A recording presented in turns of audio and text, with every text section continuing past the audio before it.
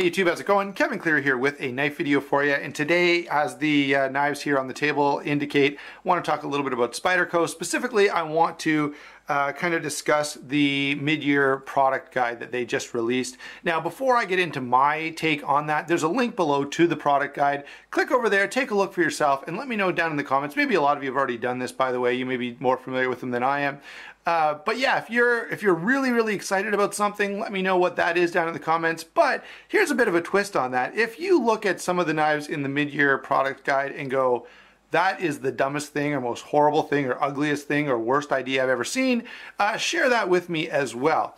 No one's going to be offended here, to each his own. Maybe one of the ones that I think is just the greatest thing in the world, you're going to absolutely hate. So that's just the fun of having different opinions about knives, and that's part of what makes the world interesting. Now, one last thing I really want to share with you guys before I get into the video. I know this is not a Spyderco, but I did just make some minor changes to this knife, and I wanted to share those with you. So I've got some copper standoffs there with the gear pattern. I thought they looked really cool, as well as the titanium clip. And I mentioned that in a recent video, you can go to Hinds' website and get some of that stuff for a pretty reasonable price.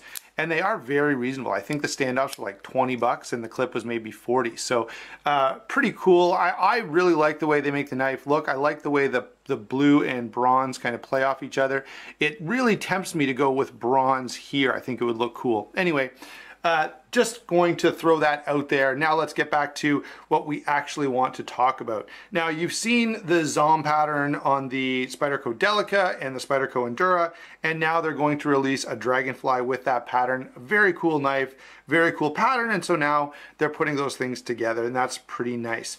The other small knife, so that's a Dragonfly, great knife, a little too small for me, but really handy knife, and I have had a couple of Dragonflies, but a really handy knife for those times where you want sort of something extra you can drop in your pocket. Maybe if you carry like a large sort of tactical scary knife with you and you want something you can take out for smaller tasks, that's a handy little tool.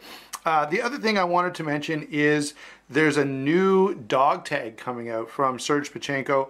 Guys, let me ask you about this. I've looked at these dog tag knives so many times and I've thought, kind of cool, I wonder if I should check one out, and I never have.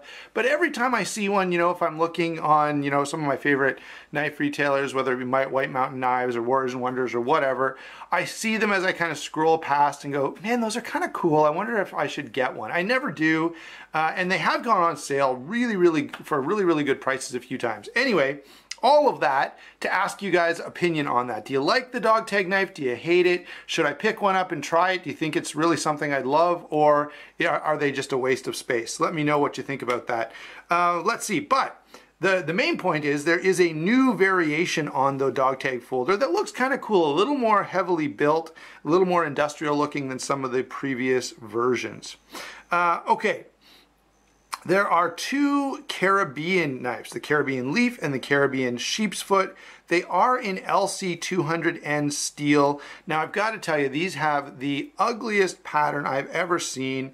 They've got this black with yellow stripes, and I really think they look horrible.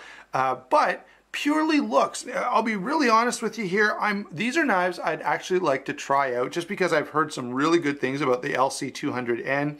Probably I'd be more inclined to try it on the Spider Chef because I like the look of that knife a little more than these, but Spyderco does have a tendency, especially with popular models, to release various colors, and so if that were to happen, then maybe there would be one of those knives in my future. As it stands, I don't think I'm going to pick one up, but it is interesting to see them working with the LC200N. I've heard really good things about it.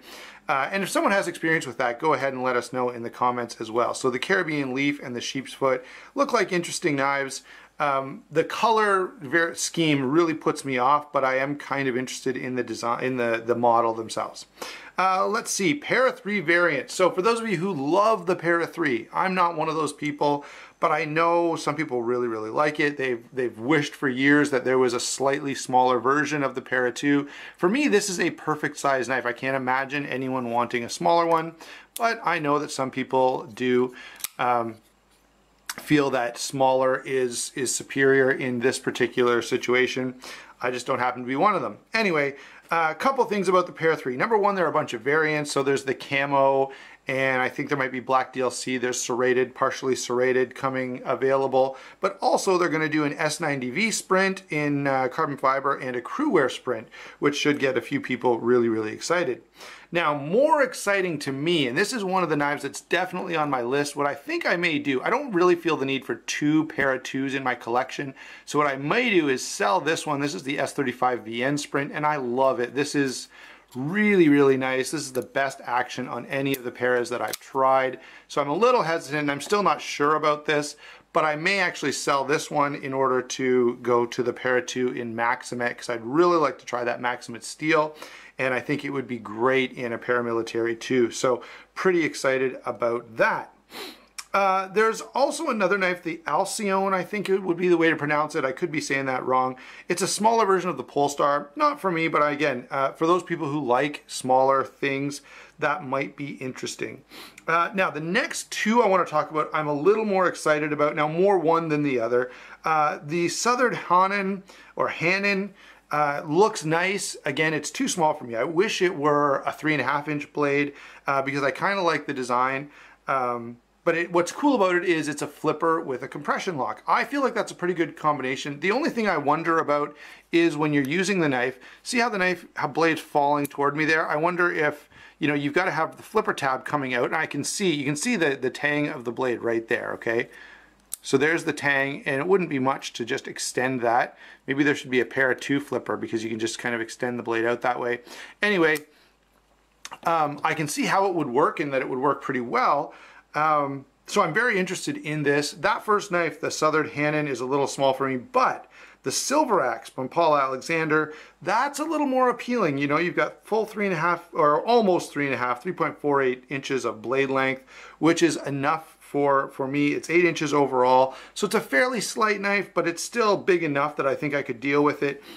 So that will be a knife that I'm really, really going to try to get my hands on when it becomes available, and hopefully that's fairly soon. 3.3 ounces on that guy.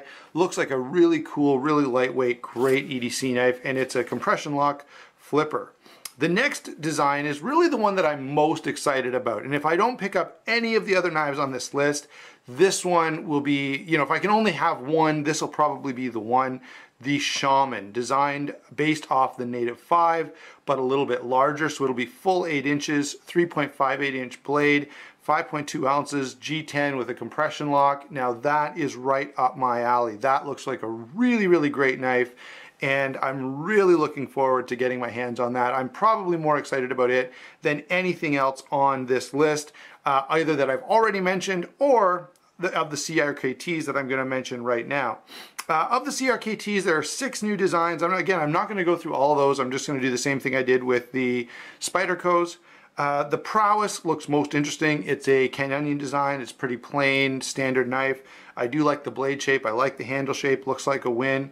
The Drip Tie from Brian Ty. I always mention Brian Ty knives, and I may try it out. Hopefully it's not in the steel that they previously did on one of his knives. It was a really crappy steel, and I wasn't that impressed with it. And then the Dactyle from Tom Hitchcock. It's one of those, it's very similar to the Snap Lock from, I can't, all of a sudden the name of the designer is evading me. Come on. Anyway, please comment below with that designer if you're still watching.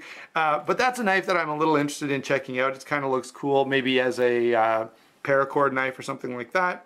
Then there's these two, the Snarky and the Rip Snort. Not bad looking knives. I think I like the concept, although I'm not sure how I feel about the overall size. But there's an interesting look there, and hopefully they're well done. We'll have to see about how those two turn out. So there you go, guys. A bunch of new stuff. Especially wanted to focus on the Spydercos this time. Thanks for watching. Again, let me know what you think. Don't forget to comment with the questions I asked you about. Also hit like and subscribe, and we'll talk to you soon.